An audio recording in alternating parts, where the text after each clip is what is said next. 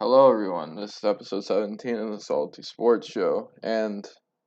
Well, I think we should let the happy man start us off here. Let's hear it, Link. The Braves won the pennant. I mean, what else could I say? I mean, Yeah, well, they won more in the pennant, bub. yeah, they won a little more than that. Come on. Did you really just have to mention the pennant to specifically make me sad? World champions for the first time since '95. It feels fantastic.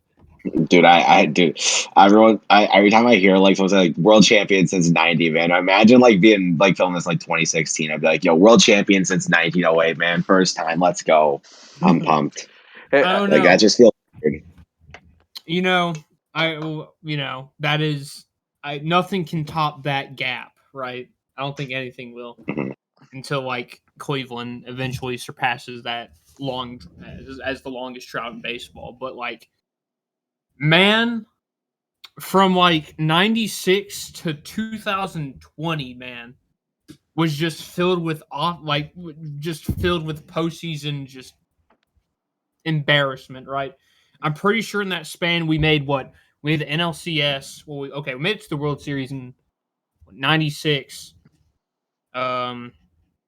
98. No, not 98. 96 and 99. We were NLCS runner-ups in 97, 98. I'm pretty sure 2000 and 2001. I'm pretty sure 2005, right? No, I think they had like a drought of not even getting to the NLCS after like 2000 or something.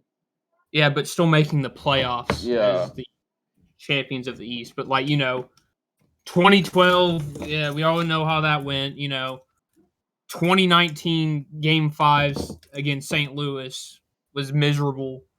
Last year's 3-1 choke was miserable. Now it's over. We won the title. It feels good.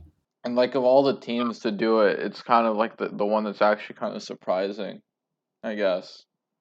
Yeah, considering the team didn't have a winning record at the All-Star break. Yeah. And was,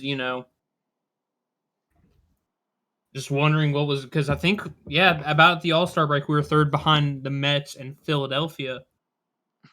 Yeah. And the Mets had that really bad second half. The Phillies still were winning games, but the Braves just took off after a really good trade deadline. Yeah, it's pretty crazy how well all those guys panned out. And I was thinking too, like they had more dudes they traded for who like Richard Rodriguez, everyone thought was their like best guy, or at least I thought he was their best ad. And he didn't even make the postseason roster. So I mean, just like look at how it panned out. It's all pretty wild. I It's mean, they got insane to me. Like you look at Mhm. the way the Braves were. Well, not, but it's kind of insane to me how little they actually had to give up to get some of those guys that they acquired. Um, like, I don't even think any of those deals were like that bad at the time. Like they were like any like blatantly terrible. Like I was listening like earlier this today on early morning Chicago talk radio. They were obviously every time you trade a player who wins the World Series, everyone freaks out about how bad the trade was. So I everyone's freaking think, out about how he got yeah, I think Jock for Bryce Ball Ball for was Jock. good. And I'm not saying it's like a personal rain or anything. I'm just saying like in hindsight, they make it seem a lot worse. But at the time, that's basically what the market's commanding for those guys. It just really, really worked out for the Braves. So you just kind of got to tip your cap, I guess, in that instance. I And don't like, actually hate the return they got for Jock Peterson. I was thinking more of like what they got for Rosario and like Soler. yeah, I mean, I don't know why. I mean, I guess Cleveland really only could. I mean, Rosario was terrible on Cleveland. Let's just like get this. Like he finished like with an average season, I think, because Yeah. how well he did in Atlanta. But he was terrible with Cleveland. Like, oh boy, he was bad. And Soler was really bad with the Royals. Jock was like I mean, people. I mean, like he wasn't great with the Cubs, but he was like he was like an average hitter. Same defense as usual. And he had the He pop. wasn't really much better on the Braves during regular season, but he came through in a lot of big moments for the postseason. Yeah, he's got that. That's what Jock He's does. got the style. And he's got the style. Yeah, exactly. Jack Cover plus his style, carries the team. What I'm more amazed with is like how they lost Acuna and Ozuna. to different reasons throughout the season. But they still had a super deep lineup. If you really think about it, their lineup like almost matched up like statistically with the Astros after like the All-Star break. Like I know Devon Fink tweeted a statistic. I forgot which game this was during. That after like the All-Star break or trade deadline, I forgot. I think it was trade deadline. They were on pace to win like 106 games. Yeah. Which is like up there, that's like with Giants and Dodgers level. So you put that into perspective, and then you think about who they have in their lineup and who's performing super well. I mean, that's like a really deep lineup. And they have this, and then their staff, I mean, didn't see that imposing, but both teams were kind of beat up on the pitching end, I think, towards the end of it there, but like they still held their own. They had that really good back end that really showed up. Matzik, Smith, Minter, Luke Jackson. I mean, they got guys everyone I think's heard of from time to time, just never really know. Now they really got on the big stage. Yeah, and really good run for them. I always kind of liked like Soler because I remember he's not too far removed from like a home run title, but I was thinking when they got him, oh my god, this guy's gonna be good now. He's away from the stupid Royals like hitting philosophy, isn't he? Yeah, bro. It's a shame what he had to go through this year because like he was really bad on the road. I mean, it's like especially too before a free agency year, having a season like that's really tough. Because like I don't think anyone doubts that he can be his 2019 self again. He's only 29 years old and he's not really that injury prone anymore. I don't think. Yeah. So I don't think anyone doubts it. It's just having that kind of struggle before your free agency year is a bit. It doesn't bode well, I guess. Luckily, that really hot second half he had in a World Series MVP will probably mean a lot for him getting a big contract in the future. He had a 100. It's just like positive aggression. He had a 139 WRC plus in the second half. That's nuts. And honestly, if you're a team looking to take a gamble here, he's going to be a good one. If there's a universal DH, that's someone I would love the Dodgers to go after. Oh yeah, universal DH will really help his market. I don't know if I have no idea how plausible it is, but if it is, he's definitely top the list for so many more teams. Yeah, for sure. And of course, I think if there is a universal DH, I think the Braves would definitely love to bring him back. I mean, you would think that you would think that his role in the team, he is kind of the replacement for Ozuna. Yeah, exactly. Yeah, they do have pretty similar profiles. I mean, even though Ozuna fit more as a DH when he was signed than as a left fielder, it's just that like his bat was so good, they were kind of willing to overlook it. I guess. I mean, he wasn't like awful, but it's like it's like he'd be better as a DH, and it's the same with Soler. So yeah. Maybe I could totally say I didn't think about it like that before. That's pretty interesting. So Link, how did you celebrate? How did you celebrate this one? Yeah, I'm curious to know as well. Well, you heard me. I ran outside and just started screaming the Braves won the World Series. My neighbors probably heard me. Probably That's probably what I would have done. So I mean, I gotta respect that. I'm not in the house, so like I didn't have that luxury. I mean, this is like this is like the first time I've seen one of my teams win a league championship in my lifetime. I wasn't born in '95. I was born like right after the real heyday of the Braves. But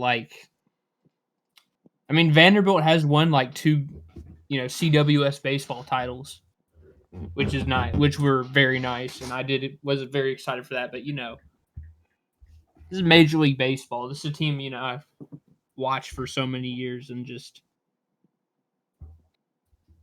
went through stupid stuff, and it's kind of fitting how we won the title on the same year that Hank Aaron passed away. That was that was nice. a fitting tribute, to say the least. Yeah. I would also. I mean, like, they had a lot of adversity this year as an organization and really overcame it and won it all. Mm-hmm. Yeah, like we were talking about too with basically Acuna and Ozuna just making a roster like that after losing those two guys is really hard. Yeah. So you got to give a lot of credit where credit's due at the end of the day, the front office. But Yeah. I mean, it's also a lot of it's ultimately at the end of the day going to be kind of luck. But still some of that you got to look through the cracks and give credit where credit's due. And I honestly just feel sorry to interject here for a second, so I'll keep your point in mind. But I think I'd be remiss if we didn't mention I just feel great for Snitker and Freeman, who both really deserve this. I have no doubts in my mind that Freeman is going to be an Atlanta Brave next year. I don't know why that was such a heavy talking point, impending free agent, what's going to happen. And that point applies to Correa so much more than Freeman. And I don't think they talked about it much with Correa. Freeman, he's the one guy, one big free agent who you'd expect is staying with Atlanta, especially after this. yeah. They are in no, they have all the patience in the world to talk to him as much as they want. He has no And he reason to wants to ring be chase there. now. Yeah, he's like a Brave for life. I mean, he's probably not I don't know if he's like a Hall of Fame level first baseman or if he's going to get consideration. I But think he'll be a Hall he's of well on his Famer. way to getting. But I don't I think. mean, I could don't see think it. first It's ballot. just it's No, but No, not like it. first Yeah, ballot. it'll be tricky. It'll be tricky. It depends. It depends. It's too hard to predict now. But I mean, he's definitely well on his way to getting his number retired, being an organizational great. It's just hard to see them willingly lose a guy like that, especially after something like this. Yeah. They'll be hungry next year. I mean, keeping Freeman's going to be a big part of that. Yeah, and I mean, so kind of thinking on the flip side of things, imagine just being from the Astros point of view, and I mean, this is going to be a very big offseason for them. I think they're capable of being back. I think there's going to be more and more pressure from the American League in their own division to stay on top going forward than there is now. But I mean, I mean, their pitching isn't going to be the best. Obviously, Yuri Gurriel is going to get up there in years. Carlos Correa, he's probably out the door. You could imagine if you're the Astros, you might be thinking that you kind of missed a shot at a dynasty almost. I mean, Yeah. This, I mean, they I would have. mean, winning winning what they've won the last They 6 or 7 AL West pennants, and they've made they 3 World Series. yes they lost twice to teams that I mean they were definitely the favorites over. I mean, I mean the 2019 Nationals were the best team in baseball from May 24th onward, and the Braves were, I think in terms of pure record after the All-Star break, third in record. So those were, I mean, both hot teams to different degrees, of course. And I mean, yeah, the 2019 Astros were a whole another level of stacks just because of how much better that pitching staff was that season. But I mean, they still have a chance to win again, but you definitely feel this was those Yeah, few years that they're not gonna get a better core than they have right now. they're not. It Yeah, surprised they me. aren't going to. I don't think they will be quite as dominant as they were in the past over the American League pennant. And this is just something interesting to kind of think about. Ever since 2015, the World Series champion had to get either through the Dodgers or the Astros at one point to win it all. If they weren't the Dodgers or Astros themselves, and ever since 2016, they would have to get through the Dodgers to win it all if they weren't the Dodgers themselves. And I find that an interesting stat to kind of see how dominant these two teams were, and it kind of puts into perspective how insane kind of that underdog Braves team is to put down the Dodgers at one of the, probably in terms of, yes, they were weakened, but definitely one of the most talented squads they had on paper. And for the Astros, they put down an Astros team whose hitting was at its absolute best in any of these championship contention window in this championship contention window. Yeah. Yeah, so that's amazing. So it's amazing that they did that. I mean, in a way, you could say that. I mean, the Braves went through the juggernauts of pitching this year. The Brewers, they went through the juggernauts. I mean, of the season, the Dodgers, and then they went through the juggernauts of hitting this year in the Astros to win their championship. Which, I mean, if you think about it, is kind of insane. Yeah, it definitely was not a cakewalk for him. Like, I don't know. Nationals in 2019. I mean, it's not a cakewalk for them either. They had to get through the Dodgers and Astros as well, but I don't know. NLCS, the Cardinals were kind of overmatched. I mean, it's just I don't know. I guess maybe I'm just nitpicking here, but I don't know. It's just this was definitely it was a deserved. I mean, every championship's a deserved championship, but like the Braves really had a battle for this one. Like it wasn't. They did They not have played a super cake. well, but yeah, they there were a lot of close moments. There was a lot of stuff that could have gone either way, and Yeah. no, they just pulled through when they needed to. Argue all you want about how easy they had it to get in. Once they were there, it wasn't easy, and they won it against the best of the best in a lot of ways. Like I said, the best pitching team, they eliminated them. The best team overall, they eliminated them. The best team at hitting, they eliminated them. Exactly. Which is, props, credit where credit's due, I guess. Just Yeah, definitely one of the squad. toughest postseason road the team has had, I would say. Oh yeah, no doubt. Especially and the order you get them in, because getting the best pitching team in a best of 5, I would say, is more dangerous than of 7. In the case of yeah, the because Brewers. everyone, everyone was talking about like how the Brewers, and I mean, I said this too. I mean, like how you get a 5-game series, you get 3 of your best pitchers or 3 of the league's best pitchers going in a row. I mean, you beat them. You take the series then. So pitching becomes way more of a factor in these in these small series Yeah. than like over a way bigger sample size, a Yeah. way bigger timeline. But I the mean, the Braves were just poised to take advantage of The that. Braves And answered so the call themselves with the pitching that time, but yeah, it was an insane that too, run. yeah. that's like No, yeah. a big thing about Atlanta. I will say, like, what really helped them in the postseason was the ability to win in Atlanta up to the game 5 against Houston. We were undefeated at home for the entire postseason. Yeah. Yeah, And, that was huge. They really took some commanding leads. I wish we would have won at home because that'd been awesome. But what are you gonna do? Hey man, we won a World Series in Texas too. That's fun. I tell you what, I was scared though. I'm not gonna say I was not nervous after Game 5 for Yeah. the Atlanta, sports curse to take the Dodgers Game 5 also gave me the same shivers, but like I don't know, it was nerve wracking, but hey, we got it done. The curse has been lifted. And Yeah. now we can see other teams in Atlanta possibly succeed. Probably in the Falcons. No. Well, we'll talk to them about. Yeah, but it'll take a little while. Yeah, but Link, I don't think you really care about those guys,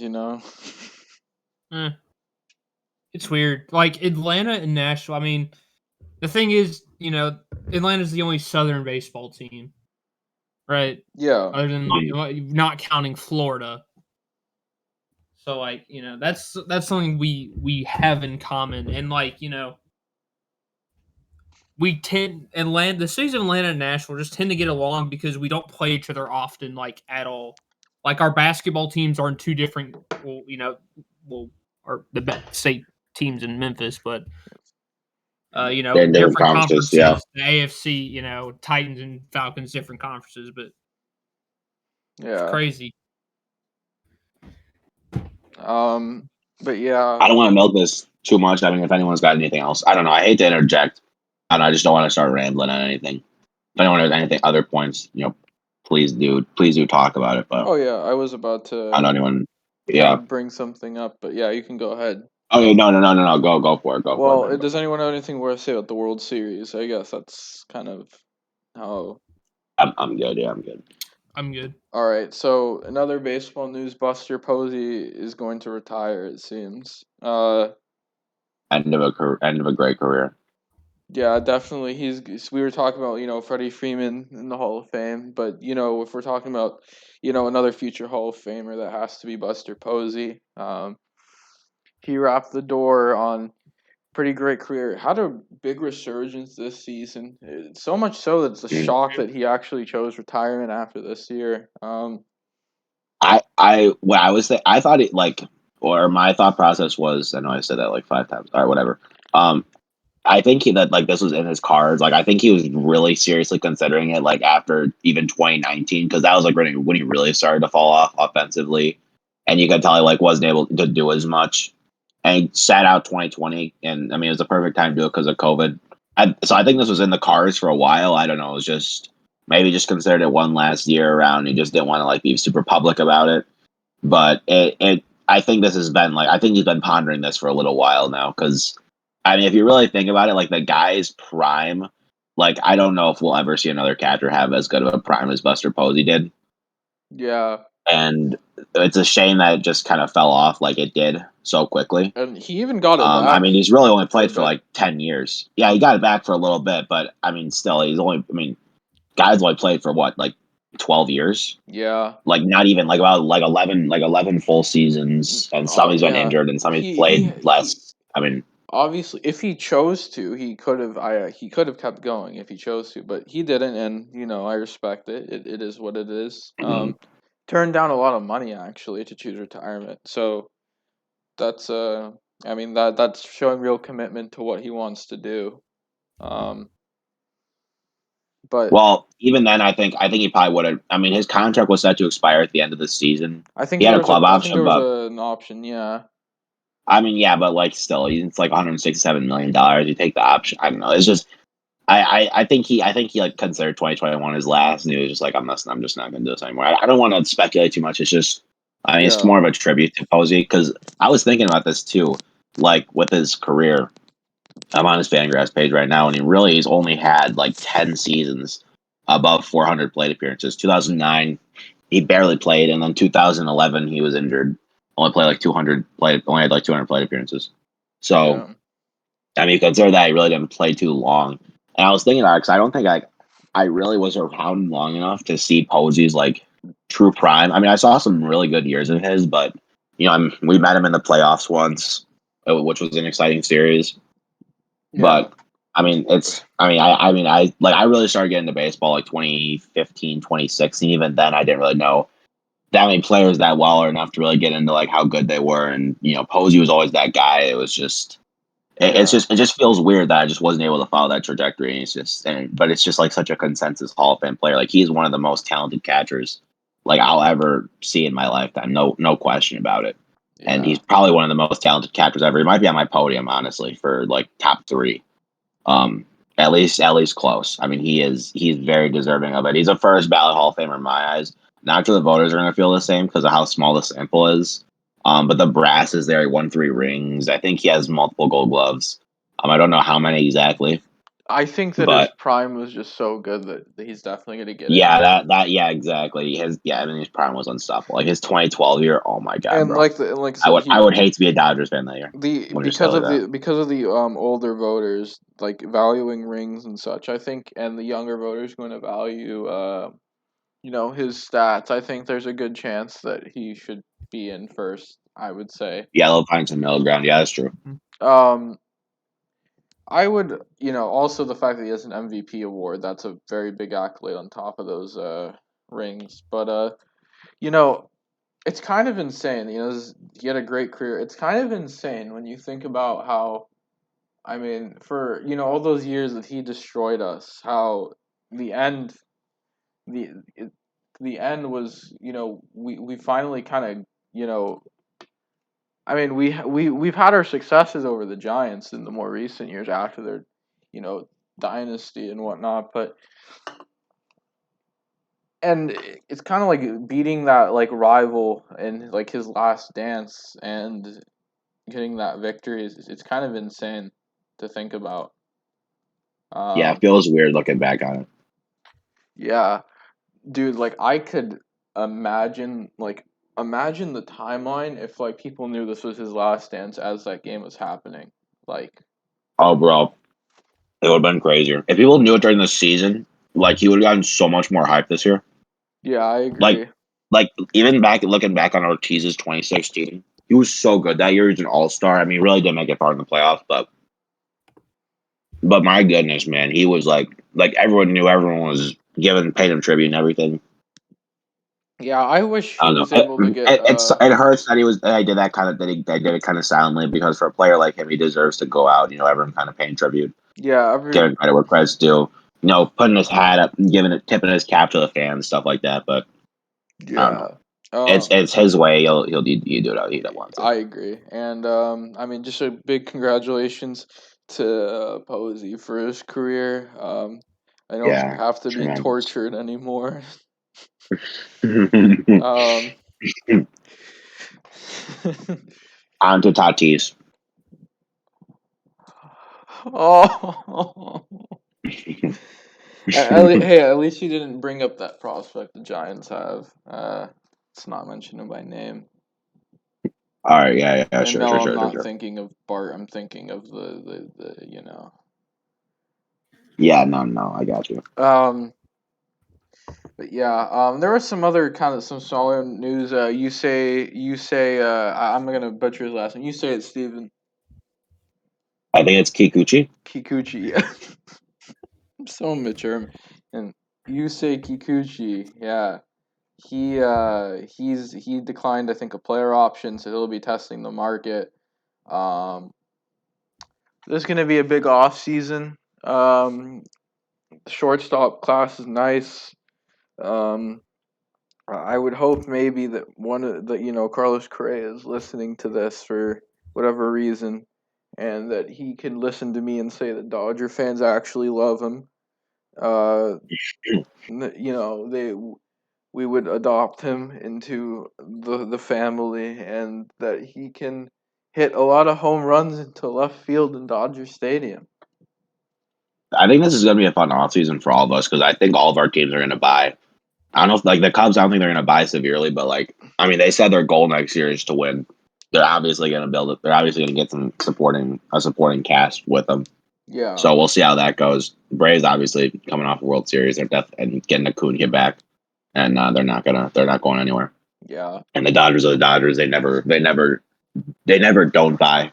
So It's you just know, a matter of to what scale. What's the scale we're going to? Are we going on a scale what's the scale in here? Are we going AJ Pollock or are we going Mookie Betts? that's true. Yeah, we'll see. Um, I guess anyways. Time to discuss the football. Um, I feel like even though we usually start with Thursday night, I'd like to apologize to Bengals fans for not covering last week and the fact that we're covering this week. For very obvious reasons. Wait, Uh, what? well, we didn't talk about their win over Baltimore, but I guess we could Oh yeah, start. because we took a little break. Yeah, we kind of revolved this around the World Series. But yeah, we didn't talk about that. That was a great win, guys. But yeah, this week we're gonna go a little more in depth on that loss, unfortunately. But we're not gonna spend that time shitting on you. We're gonna be praising the legend himself, Mike White. That Yes, sir. sound like when I heard he was starting, I thought that was like some troll account. Sports talk Barry, funny guy, he changed his name Dude, I again. thought that was Kevin White, bro. Oh my god. Mike Our bus wide receiver. I thought that legitimately at first. I was like, oh my god, bro, Kevin White. What do you Kevin do White, the now? He's quarterback. doing good finally. Yeah, and yeah, but man, Mike. like and this Mike way, White is indeed. I need to say this real quick though. He's indeed cemented his status as one of the top Cowboys late round quarterback selections in the past few years with that game. That is Good very for him. true. He has some tough competition, but yeah, he's definitely up there. He's stepping up the occasion. Like the Jets quarterback depth chart is so funny. Like you have Wilson, who is already, he's injured now, but like even before he was injured, not doing the best. He has his highlights, but yeah, he also had They those. just traded to Philadelphia for the elite Joe Flacco. And now they have this guy that I hadn't heard of until this game. Mike White, right? Yeah. Sounds like one of like when you play Madden, it's one of those, auto-generated names for rookies and draft classes. And he had himself a game, threw for over 400 yards, and beat what was the top seed. first seed in the AFC. Yes. Yeah. Wild, absolutely wild. The Jets just continue to beat good teams for no reason. Yeah, and that's probably going to hurt them in the long run because, their draft picks get later and later, and they probably need them. At least they have the Seahawks pick. That's cool. Yeah, that good for them. Oh, yeah. Them and the Eagles are going to be feasting, dude. All right, let's not expect Howie Roseman to make good draft picks now. Okay, man. Well, he's got to hit on at least one, dude. He's going to have 3 top 10 picks. All right, if you don't hit on at least if the one, Colts then, are going, if the Colts are picking top 10, they're going to sit once and not transfer the pick. Oh yeah, that's true. But whatever. Yeah. Close enough. Hey man, Chris Greer, Dolphins. He had 3 first-round picks and fucked it up. I mean, Gruden Mayock had 3 first-round. Okay, well he had first-round picks at 6, 18, and 27. Okay, this guy's got first-round picks to like 3, 7, and like 12. All right, that's true. It's fair. Let's talk about this in draft. Let's just get into the meat and bones. What were we talking about? So Before we lost track of what we said. So the White. Jets just had a fucking great win, and I mean Michael Carter, the running back, also had a pretty good game. I mean I think he had 77 yards on the ground, 95 yards through receiving. That's a everyone's gonna talk about Mike White, and deservedly so, but that's gonna be an under the radar, underrated performance. But yeah, I mean overall, just a great win for the Jets. The offense really showing up. I was really thinking a lot of people were probably taking the Bengals here on Survivor picks with Zach Wilson. But very strong victory. I guess any last thing to say about that one? Not really, no. No, this was just like it was a kind of I mean, can we consider probably a fluke win? Like, Jets aren't seriously that good with this. Oh yeah, they aren't seriously that good, but that's a game we can enjoy for sure. Exactly. There's nothing wrong with enjoying like games that a team that just shouldn't win. And you know what? I almost had a cool transition there. I forgot what I was about to say. Hey, but I guess we can talk about the Thursday night game now. If I know what you were going to transition to, but per tradition, just because that was such a special game, I wanted to get to this first. Packers and the Cardinals. That was a crazy one. Looks like a defensive battle. For over-under bettors, they were a really stupid interception away from getting the over if you bet on that. But I mean, if it tied in overtime with no points, it still would have gotten under. But I mean, you get what I mean. But the Packers and the Cardinals, that was a game that came down the wire. Aaron Rodgers and Kyler Murray both battled. Neither were particularly on their best that day. Granted, Rodgers was without a lot of weapons, and DeAndre Hopkins missed some time with injury. Though he was able to come back. Kyler himself got a little banged up. He is questionable to play against the Niners next week. However, that was really good game. Yeah, really good last drive by Kyler, only to get wasted by AJ Green, just not even looking for the ball there. I swore he just forgot his route, and he got punished for it too because he's out for this upcoming game. That's ridiculous. How does that even happen? Is it like an injury, or are they just like No COVID? Oh, okay, yeah, Some kind of.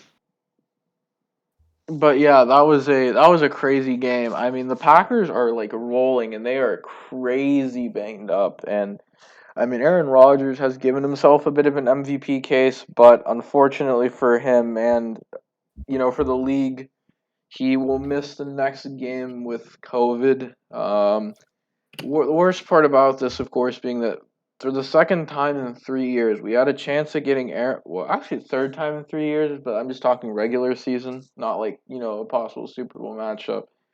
We get a chance at Aaron Rodgers against Patrick Mahomes, and one of them has to miss the game. The other one sucks right now. This is true, but well, that way to sugarcoat it. That's a great way to put it. But yeah, Packers come out with a win, but this is a still very injured team. But yeah, Rodgers has COVID. We're gonna see what happens with that. But he is for sure out in the next game against the Chiefs, who they are struggling a lot. But if they had any opportunity to actually beat Green Bay, it would be now with Jordan Love at quarterback, who's gonna show the world how he's developed and grown. If Jordan Love has 5 touchdowns next week, dude, I'm not watching football anymore. I'm good. Yeah, I mean, unless he has it in like the way like Jameis did week 1, there's just like No, I don't care. It's not a fluke. It's not a fluke. If it's a Packers player, no. If you're a Packers draft pick, your performance week 1 dictates your career. Okay. Oh God. Let me tell you. Anyways, I mean that's the perfect transition, but I'm not gonna use it. But anyways, I guess now.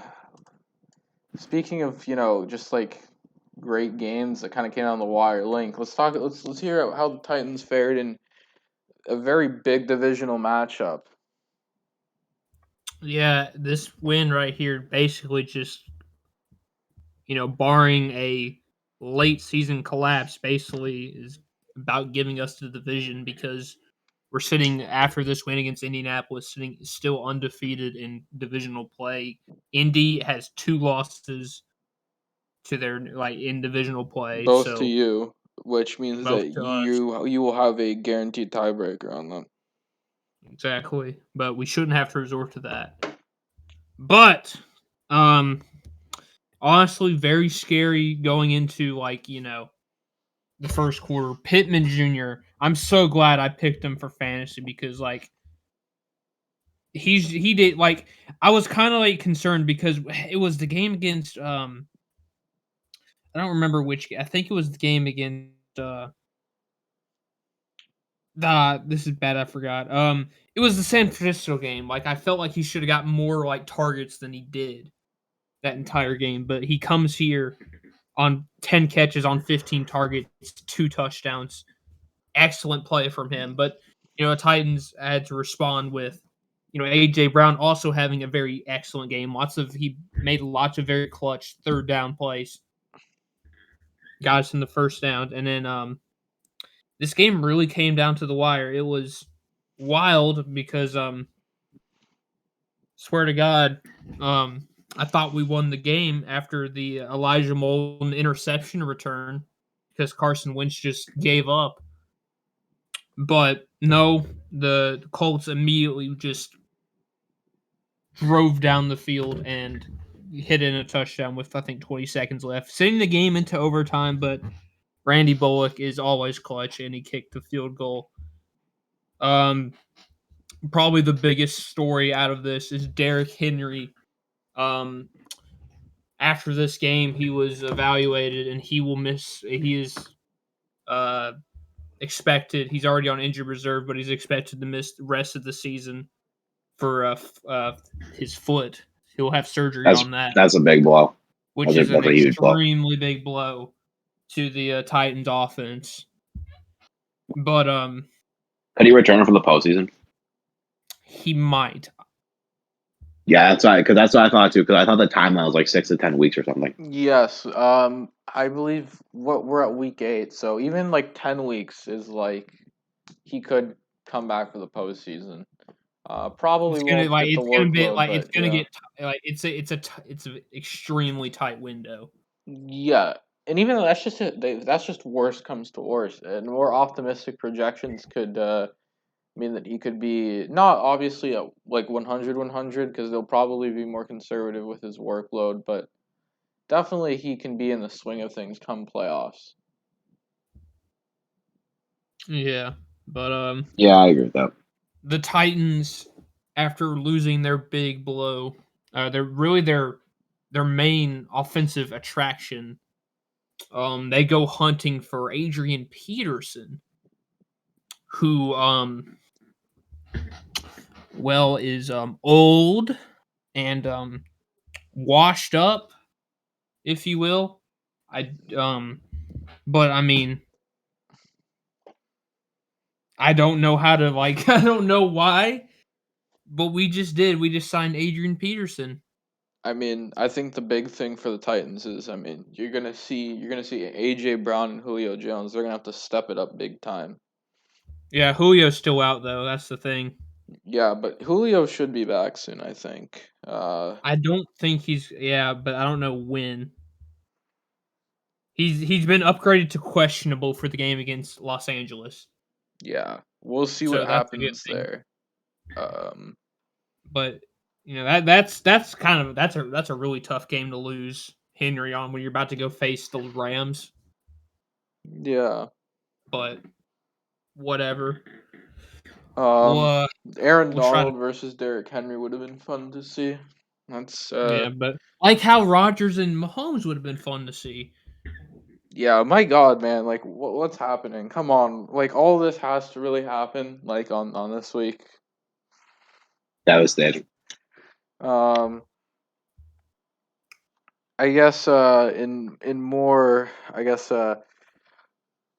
we'll just discuss some quick games that we won't give much into. Panthers beat the Falcons, Bills beat the Dolphins, Eagles beat the Lions, Rams beat the Texans, uh, Seahawks beat the Jaguars, football team beat the Broncos beat the No, football team. Broncos beat the Yeah, I football. corrected myself. And Chiefs beat the Giants, but I guess going on to, more games that we're focused on. The Steelers and the Browns, big rivalry game. Browns for once kind of being favored there, but not delivering. And oh boy, is it not looking pretty for Baker right now? And I mean, the whole Odell situation's finally like boiling over. His dad seems like he wants him out. Odell wasn't traded at the deadline. Seems like he might not even play the rest of the year for the Browns, and it seems like for whatever reason, Odell and Cleveland just can't work out, and that's a big shame, honestly. Yeah. I mean, such a talented player. You just hate to see it. Yeah, But I mean, I don't know. Cleveland already basically paid the price for him. So I mean, they're not gonna get us significantly worse if they end up dealing him. But I mean, yeah, no, just focusing on the game itself. It's a pretty big blow the rest of the year, no question. yeah, and I mean, like you kind of have to wonder. It's just Baker's been hurt. You wonder Stefanski just hasn't been scheming, to Odell as well as he would have liked, and I mean, it's just really weird how things are in that situation. Cleveland only being held at 10. Nick Chubb really couldn't get it going, and the Steelers they kind of resumed, their dominance over Cleveland, getting the not entirely, but kind of clearing some memories of that postseason affair. However, I mean, for Cleveland, there's a lot to learn from. Some really bad turnovers that could have cost them some really important points. Some stupidity from the Steelers, and I mean, doing a fake throw with Boswell that got him hurt. I mean, kind of a wild game. And I mean, the Steelers come out with another statement win. I mean, the Steelers have done their bit to beat good teams when they've had the chance to. Yeah, the AFC North race is extremely very interesting. Yeah, it's definitely very different than we thought were going in. Maybe we were thinking. I was thinking Baltimore can win it. Cleveland should be a very strong wild card, and then there's a Steelers and the Bengals are kind of clearly behind them, but that hasn't been the script at all so far.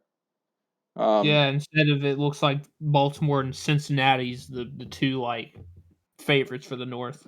Yeah, and it's not like the Steelers or the Browns are far behind. I mean, in a month's time, come early December, we could have a completely new narrative about that division as it comes down to the wire. But definitely, it's been a wild affair over there.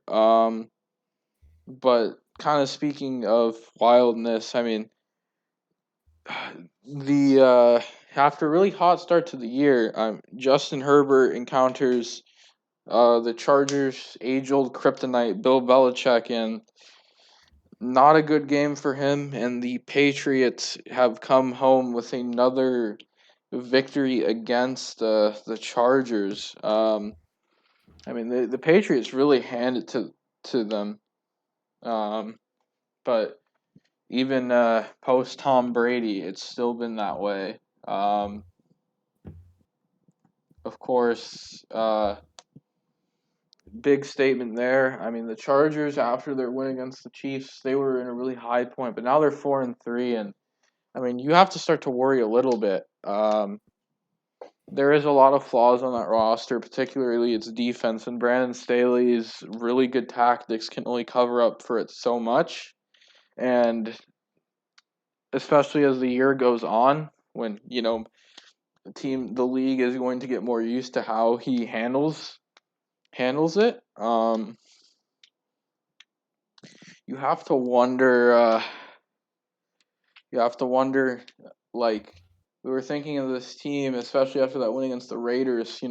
This team should be running away with that division, fighting for the 1 seed. But now they're behind the Raiders. The Chiefs aren't too far behind them, even though I think they are a better team than the Chiefs as it stands. It's been kind of crazy, but for New England, New England finally gets a win against a good team. They couldn't get. They were agonizingly close to beating Tom Brady in Tampa Bay, only to hit the post on the potential game-winning kick against the Cowboys. Lost in overtime. And there was a point in the game where they really seemed like it was over for Dallas before Trevon Diggs took it for 6, and even with their touchdown on the next play, it's not like before where they had the lead and the ball. They had the lead but not the ball. But with this, I mean, this was just a big statement, the one they were looking for, and the Patriots can definitely return to being a postseason team. My biggest regret is not choosing them as the 7th seed over the Dolphins. I was very close to doing it too, and anyways, I mean, yeah, the AFC continues to be madness. Don't dwell on what happened. Just dwell on what you can do now, I guess. Yeah.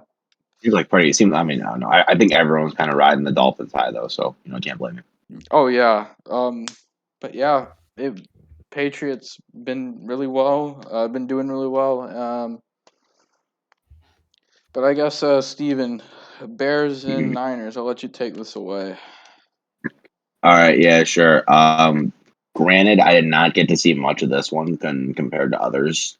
But I was able to catch it here and there. Caught the highlights.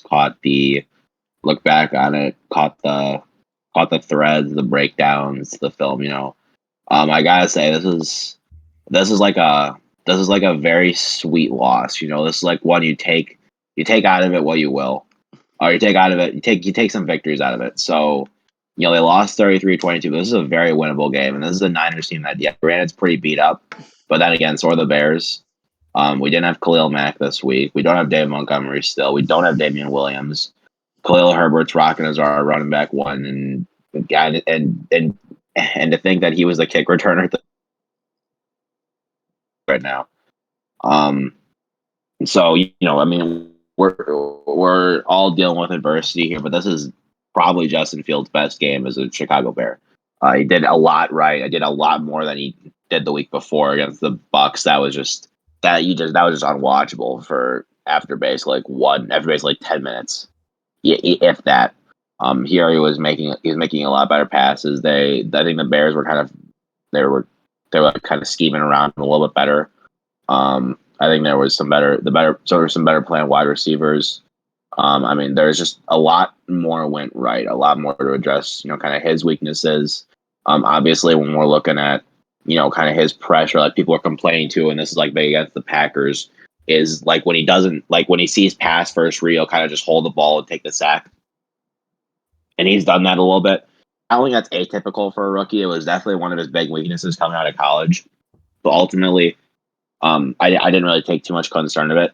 But even looking at this, you look at a performance like he did as running touchdown. I mean, that guy. I mean, he was getting heavy blitz there. So, and he basically ran out from everyone on the D line, everyone on the defense period, and he was able to get a touchdown out of it. So he's just using his legs more. He's moving around better. And a lot of that's really the product of a better offensive line. I think Jason Peters has come in and done a lot for what we expected him to be at the beginning of the season. So I give praise to him. But Larry Borum, it's like a star of the show, going up against Nick Bosa, and he really held his own. I mean, the guy, he's a fifth round O lineman. I mean, you're like, and he was like, and he played kind of as a guard with Mizzou. But he's coming in as the right tackle for the Bears. There's a lot of expectations there. A lot to be put on you, obviously, on your shoulders for protecting a guy like Justin Fields, for having Jason Peters as your left tackle. There's a lot going on there.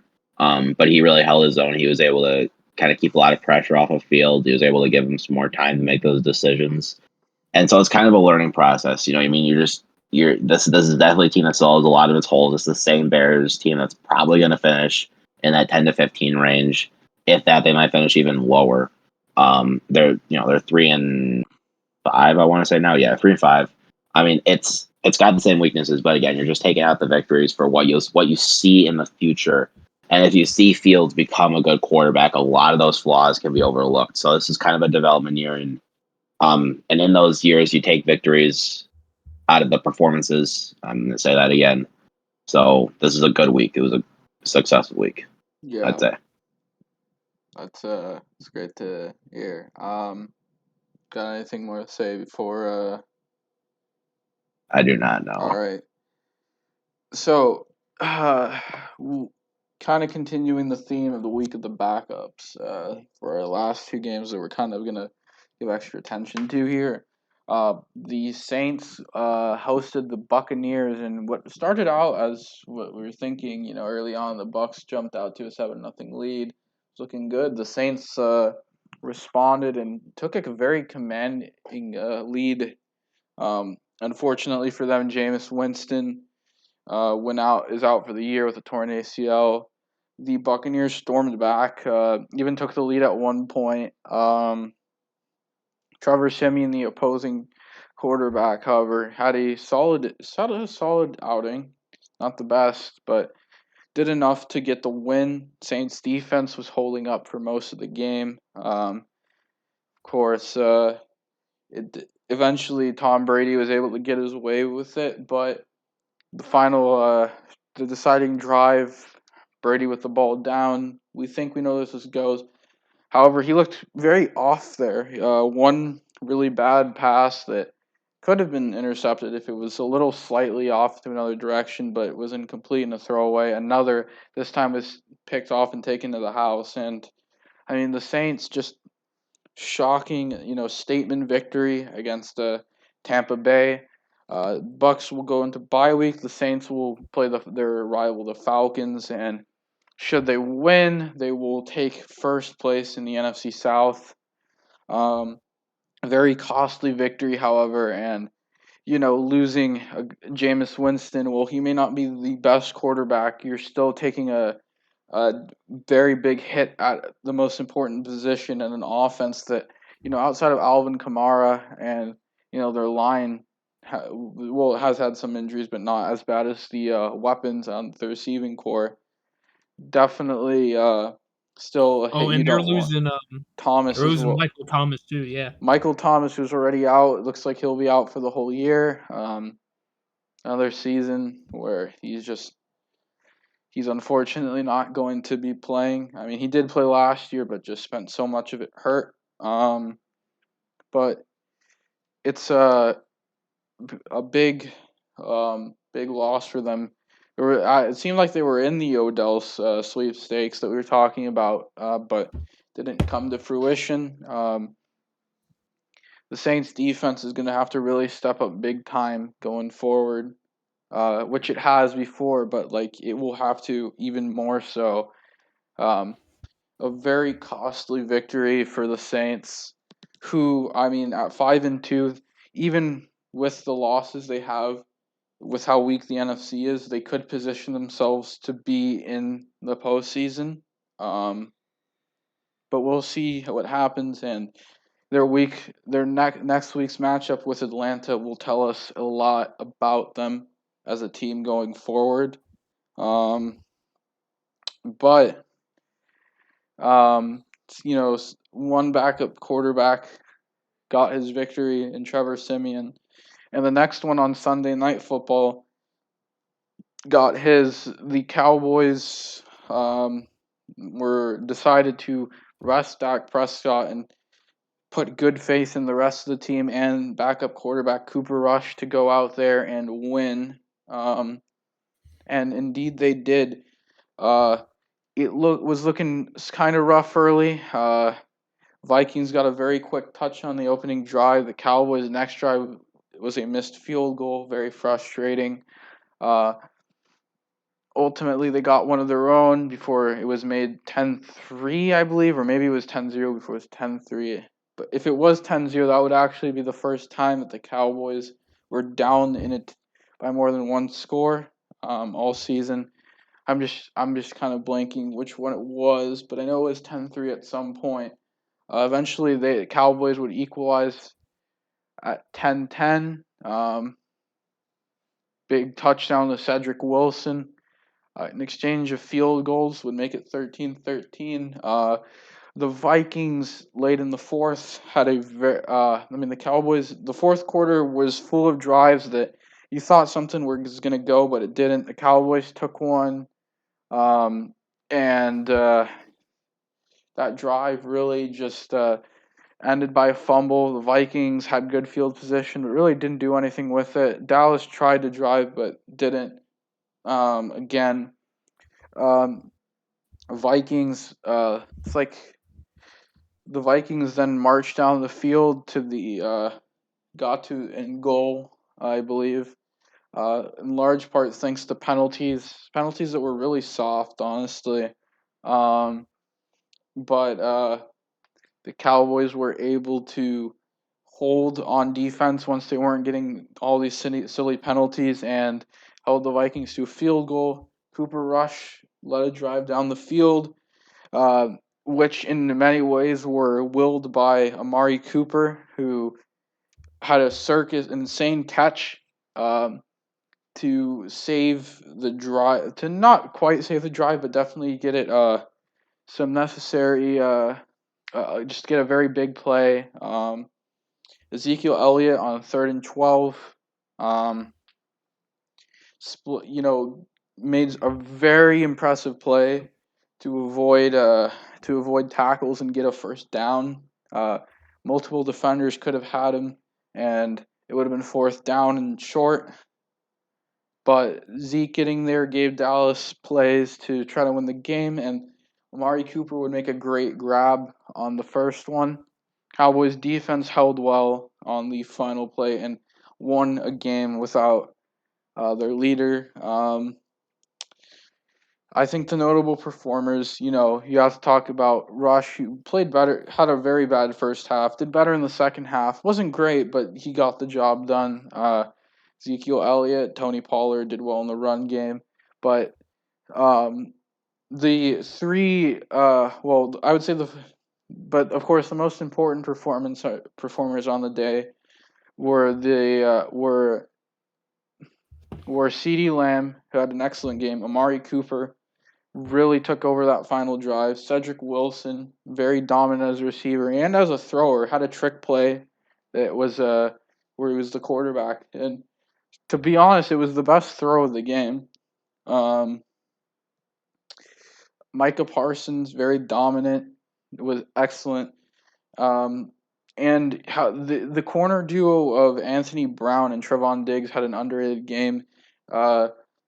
Diggs got beat on one play by Thielen, but other than that, he kept the Vikings receivers he matched up against, particularly Justin Jefferson, lockdown, and Anthony Brown wasn't being beat at the entirety of the game. Whether he was on Thielen, whether he was on Jefferson, he was absolutely dominant. So great team win for the Cowboys, showing that they could that yes, Dak Prescott is going to make them win when they have to. He's the reason why that offense is elite, but it showed that the team around him this time around, unlike last season, is very good. So big ups to them holding their own against a talented Vikings team. Now, from my view of the game, Mike Zimmer is a controversial coach, and honestly, I see no reason why he should still be with the Vikings. He really pissed away that game with that stupid second consecutive timeout, which the refs gave, but caused a penalty to take 3rd and 16 to 3rd and 12, which Zeke would miraculously capitalize on. And the Vikings, instead of having some time with the ball to get a field goal for the win, would just give up a touchdown and not be able to answer. But that was a pretty excellent game. Very glad we won, but I guess now it's kind of time to, move on to predictions for next week. Dang it. Oh shoot. One more. I think we can talk about that trade. Oh yeah, there one. was a few things. There's a few other, I guess, news. Yeah. Von Miller traded to the Rams. Former All Pro, Defensive Player of the Year, Super Bowl MVP. Still a very good player. He's not the same, but he's still very good.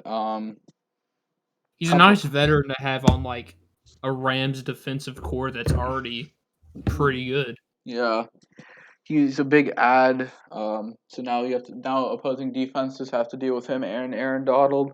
Opposing offenses, excuse me. On that line, of course, Jalen Ramsey in the secondary as well. That's absolutely scary. But and more unfortunate is Henry Ruggs he had a DUI that had resulted in someone's death. It's pretty unfortunate to see. Really hoping for the family of that person that just hoping for the best for them. It's just pretty sad to see. It's kind of hard to put into words just how tragic that has to be, and you definitely have to feel for them. For Ruggs, that's it. Derek Carr was actually in a press conference today. He kind of summarized it well. He's gonna. I believe he said he would offer some support for the family of the person that passed, unfortunately. He also said that he would offer support for Ruggs, not in the way that he condoned what Ruggs did, which, I mean, drunk driving is ridiculous, but to help, Ruggs grow as a person, be there for support, because, it's definitely, if you have knowledge that it's your own fault that someone died, it's going to definitely, and obviously it wasn't intentional or anything, not to say that, condone it, but it's definitely going to be like mentally taxing, and it's just overall it's just like very fucked up to see. So that's just really sad. Um, yeah, prayers out for the family, but Yeah. just very tragic, and people just really shouldn't drunk drive, and that was just such a shitty thing by Ruggs to do there. Stupid. Like he was the main guy in the Raiders receiving corps. Yeah. Like he was. Dang, dude! It's like the Raiders. The Raiders have lost 2 like members of their staff due to off-field like stuff they couldn't really control. Yeah, and Like, dang, dude. it's just all sad, but I guess we can move on there to predictions. All right, Raiders and no, excuse me. Well, they will get to them in a second, but Colts and Jets. Do we have any doubts here about the Colts, or Nah, I got Colts. I'll take the Colts. Yeah, I'll take Indianapolis. Raiders at Giants. I'm going Raiders. I'll go with the Raiders. Well, I'll pick Raiders. I know it's gonna be, it's gonna be hard for them, but definitely. Falcons at Saints. Give me the Saints. Yeah, I don't really want to choose a vector here, but it's the Saints. I think the Saints are the better team, but I just can't. For some reason, with these rivalry games, they're always crazy. I feel like the Falcons could rattle an upset here. Both of them are suffering like severely, and they're not even that good at teams to begin with. I mean, the Saints are 5-2, but like, I still don't think that team's that good. I think I'm gonna go with the Falcons for an upset here, but like I could when I put in pick 'em pools, I respect it. I could go with the Saints and on the contrary. Bills at Jags. No, I respect it. Will there be any doubts on the Bills winning here? No, I Thanks got for Bills. reminding me to put that for Survivor Pool. I would put them too, but I already used the Bills when they played Houston. Wait. Oh, did I? But continue. Browns at Bengals. Bengals. I like the Bengals here. I think that there's some dysfunction on the Browns right now that, I mean, especially like, Baker being hurt and everything. I just don't think they're going to be able to outduel Burrow. Mm-hmm. Yeah, exactly. Wait, Link, you said you'd agree? Yeah. All right. Yeah. Patriots at Panthers. I'm going to take New England. I'm taking the Patriots as well. Steven? Yeah, I'll go. Yeah. I'll go Pats. Broncos at Cowboys. Any doubts on Dallas? No. Dak Prescott is also expected to play, so yeah, I will be picking Dallas. Vikings at Ravens. Any doubts on the Ravens in the battle of the purple teams? No. No. Texans at Dolphins. No. Any doubts on Miami here? Even though they've No. Both of them have really struggled. So yeah, I feel like Miami should be able to win. I'm not sure that Tyrod is coming back yet either. So then again, Miami should have beat Jacksonville. I could argue though that I mean we're not sure yet about Tyrod, but Jacksonville at least has like Trevor Lawrence there, whereas David Mills is like I don't know. You don't give me the Texans. All Lol. right, bold. I respect it. Chargers at Eagles. I'll take the Chargers. Chargers. I assume you'd agree, Steven. Yeah, well, Chargers. Packers at Chiefs. Uh, um, this is like a very pessimistic Chiefs. Same. I'm gonna say Chiefs, but like if they lose, I'm not gonna be surprised at this point. Yeah, neither am I. Like, Yeah, without My Aaron season predictions are Rodgers, so like, done for with the Chiefs. Like I think sorry to interrupt you, Link, but I think I told you so earlier this year. I was like, I'm never betting against the Chiefs. I just can't do it. Or I said that about the Chiefs or someone else. I forgot who. Or Chiefs and the Bucks. And yeah, both of them aren't panning out as well as I thought they would. So yeah. yeah. Especially if Rodgers getting hurt. Or not hurt, but getting sick. Yeah. Chiefs are going to win this one. Yeah. Cardinals at 49ers. As long as Kyler plays, I'm gonna take the Cardinals, but otherwise Niners. yeah, likewise. Yeah. Rams and Titans.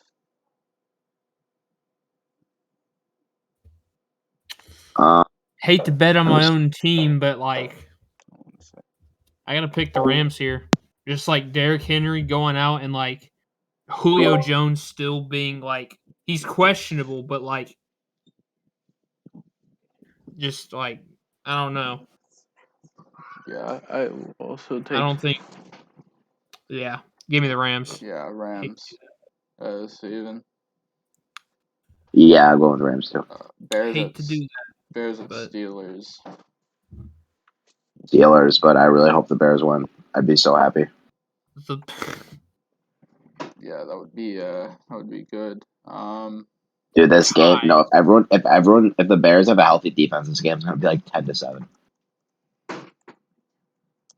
Yeah. Tie. So No, we're not. No, I'm not. It may be, but no. I'm gonna actually be serious. I'm gonna pick the Steelers.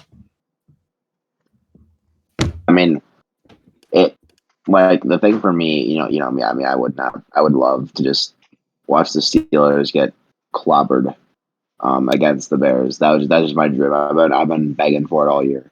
I mean, yeah, everyone And I likes mean, Fields coming off that victory, I could see it. It's just the Steelers are at home. They're like probably the better team on paper too. I mean, it's just I don't know.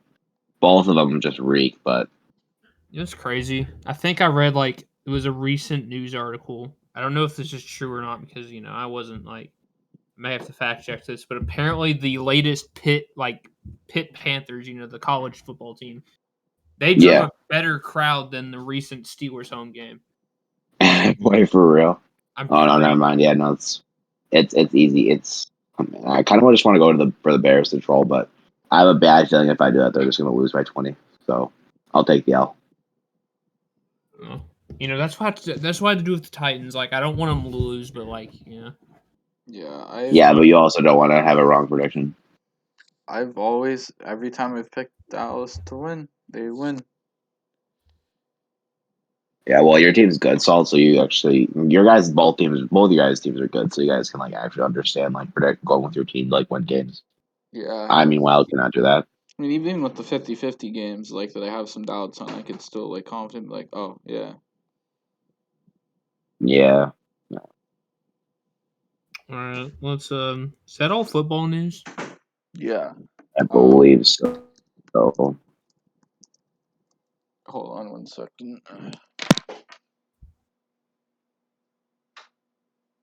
All right. I guess there's like one thing to address. We're not really getting into the NBA today. Obviously the thing with the Blackhawks came out. I just want to come out and say, Kyle Beach, man, it's just super unfortunate that he had to go through all of that.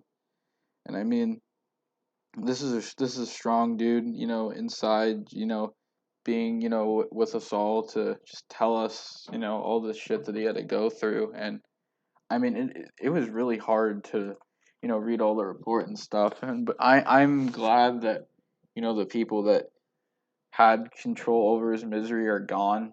From the league, Stan Bowman, Joel Quinville. It's just super, John McDonough long gone, but it's just super like it's just crazy how I mean, just, a guy that like him, how like you just got treated like complete shit and ignored, and it's just crazy just thinking about like how awful that must be going through. And he's brave, and I have to like commend the bravery to open up to all of us. And I mean, it's just really dumb how the league and like especially the team treated him. And I'm glad Brad Aldrich, the guy who did everything, got his name removed from the cup, but nothing is truly going to heal the wounds that Beach had. Um, Endured, yeah. It's It's. I mean, it's tricky. I mean, it's pretty tricky to talk about, but it really is inspirational. What he's done after the fact. I mean, so very few people ever really do it. And in a situation like his, you're caught up in so much stuff, the legal drama between him and the Blackhawks, the fear of everything that's been happening. Last what he's gone through the last 10 years, all that's kind of swirling around in his head, and he still got the courage to give an interview about it. I mean, it's just and even come forward as the guy who was, and it's really powerful stuff. I mean, really, it's just like, I mean, yeah, it's just kind of leaves you speechless. Really, just how it just gives you hope for society. Honestly, I mean, it sounds cliche, it's stupid, but it's really true. It's like it really is just yeah. it's amazing. It's just it's just insane to think about. And I mean, lots of things to talk about. I mean, you wonder where some of these guys were, like Jonathan Taves. Why wasn't he speaking up for him when he definitely had power over the organization at this point? He even admitted that he Did you knew. hear the? Did you hear the post game speech he gave like right after that news? Yeah, it was embarrassing, man. He's all right. I'm just gonna say he's a fucking idiot, dude. Like, I ain't gonna like sugarcoat it. Nah, you're right. I agree. Like No, seriously, he just honestly like, if you want my opinion, and they sound like a little bit of a hot take, but I think he just killed him, like his perception of his legacy as a Chicago Blackhawk. Honestly, yeah, I I don't mean, you think No, can. like he. I'm actually ready to move on from him and Kane, so bad. Yeah, I it's honestly, insane. Just I'm ready to move on. I don't care yeah, anymore. I mean, He was like supposed to be like, after all that stuff with Kane, like, all that shenanigans from like 2015, it was like, oh, Taves is like, he's the better one. But then Taves, you know, Tays sounded way worse than Kane in the fucking interview. It's like yeah, it's insane to me. And like, would have done something differently if I, given the chance. And he just gives the answer probably, like, not a guaranteed yes. that's Like, I just would have spoke up, just a probably. That's something like, the worst that's, part was the fact that he decided to call like Stan a good person and like McDonough a good person just because of the way they treated him. Well, the way they treated Tays isn't what's important here. It's the way they treated Beach that's important here, and that's just awful. wow, management treated the franchise player, one of the franchise players, like, luxury. Who knew? Yeah, Like, it's ridiculous how that went. Uh, but I'm also like really mad at the league for like the punishment. Like, not, I don't think it's enough, honestly. I agree. I don't think it's enough either. I mean, they find like the Coyotes more for working out a draft prospect than they find the Blackhawks for And traumatizing then someone for life. And the Yotes lost picks too. Yeah. Oh my God, you're right. I mean, I don't think it would be too hard to just say to Chicago. I mean, something along the lines of they if to disqualify their pick from the draft lottery and just hand it to Columbus or something. Well, I mean, considering that pick is top 2 protected. Yeah. Yeah, just disqualify it from being eligible to win and just hand it to them because of the Jackets. I don't know. That I know. definitely could have been a reasonable punishment. But yeah, I mean, just insane. Uh, but yeah, I mean, just have to commend Beach for his bravery and nothing can heal those wounds, but we can hope that he can continue to just help spread awareness for these issues as for the extent he chooses to, and that he can live his life as happy as he can be. I know it's going to be much harder for him, but there in that regard it's very hard to kind of say, but all the best wishes for Kyle Beach. Fuck Brad Aldrich, fuck Stan Bowman, fuck John McDonough, fuck Joel Quenneville. Glad Aldrich's name is removed from the cup, but that's really it. What I have to talk about with this. Link, do you have any kind of bonuses to go over this time around? I have a story about a special teams coordinator and a stripper's monkey, but I'll talk more about that on my show. But other than that, I guess this is like the last time of in a little bit that I'll talk about NASCAR on this podcast, so I'll get the opportunity because it's the final race at Phoenix after probably one of the just the dumbest weekends in NASCAR at Martinsville, the paperclip. The Xfinity and truck races really lets you know how bad it's gotten, and how drivers have no respect for each other. Like the truck series was just an awful race. It goes to show it's just a bunch of 19-year-olds that have no respect for each other trying to make video game moves on each other because they think it's a video game. Other than that, Bowman did punt, or basically dump Hamlin out of the way for the win on the last lap at Martinsville, even though he wasn't eligible for anything other than the fact that he got the win. So good move there.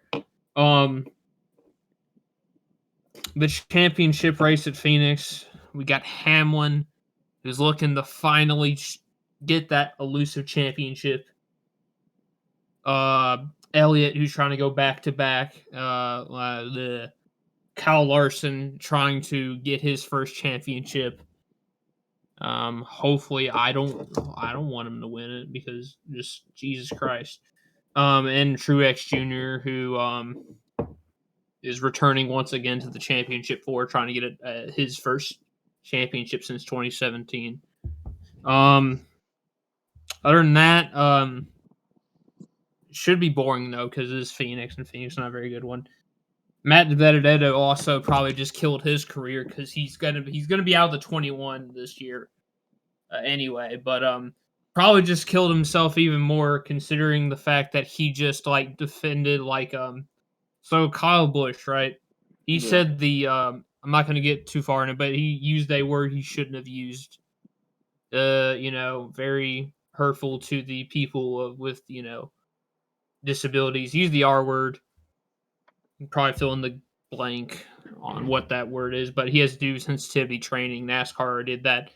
Matt DiBenedetto runs his mouth. He's like, everyone's just too sensitive now these days. Like he sound like an extreme boomer.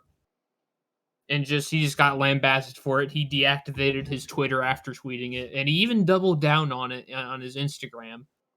So yeah, screw him. He just went from it's amazing how he went from Reddit's favorite NASCAR driver to just who knows what his future is for 2022.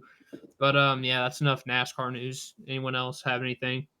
I guess I could talk about F1 for a quick second. On that end, for racing, U.S. Grand Prix happened, so very convenient being able to watch it. Happened during the Cowboys bye week, so no, conflicting interests of what I wanted to see. That lined up very well. Very, very good, very good race. Lewis Hamilton was trying to make a big catch up on Verstappen at the end, but Max Verstappen took the victory. Good racing all around, good battle. I believe Perez got the third place. I might be remembering incorrectly though. Charles Leclerc, my favorite driver, theme of the season, finishing one spot off a podium in fourth. Really good race. Pretty fun to watch. Soccer end of things, Real Madrid won El Clasico, the big game against rivals Barcelona. Very good victory, 2-1 on the road. Good to see that Madrid are still rolling. Yeah, I mean, that's really it. This was fun having y'all. This episode's gonna, release tomorrow from the recording date. I also have an article out. Probably soon. Might be tomorrow at the earliest. Kind of talking about baseball's off season. We're gonna probably now that baseball is concluded, we will probably give it more time as the hot stove is gonna heat up. Maybe we'll give some time to doing some sort of predictions next time around. But yeah, still, before the season, we were talking about live streaming content. No update whether that will do that quite yet. But if we ever do, we'll definitely tweet it out before. Make sure to go watch Link's college football show. Link, feel free to. I know I'm saying it on air, but feel free to retweet that on our podcast account if you want. So yeah, it was great having you guys. So we'll see you around. Thank you for listening. Yes. All right, see ya.